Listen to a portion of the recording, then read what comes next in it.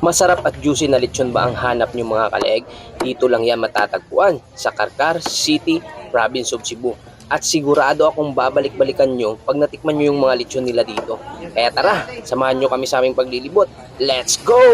Ayun nga mga kaleeg, andito muna tayo sa bandang itaas para sipatin yung mga lechon dyan sa ibaba at para mas matakam tayo. Syempre mamaya, bababa naman tayo para naman makita natin ng mas malapitan at syempre para makapag-order na rin at makakain. So paano ba yan? Ano pang hinihintay natin? Tara, baba na tayo. Let's go! Dito na nga tayo sa baba mga kaleeg at kasalukuyang naglalakad kami ngayon papunta doon sa lechon section area ng kanilang public market at para mas makita na natin ng malapitan ng mga lechon. Tara, let's go!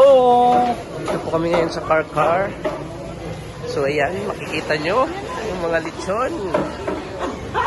Yes!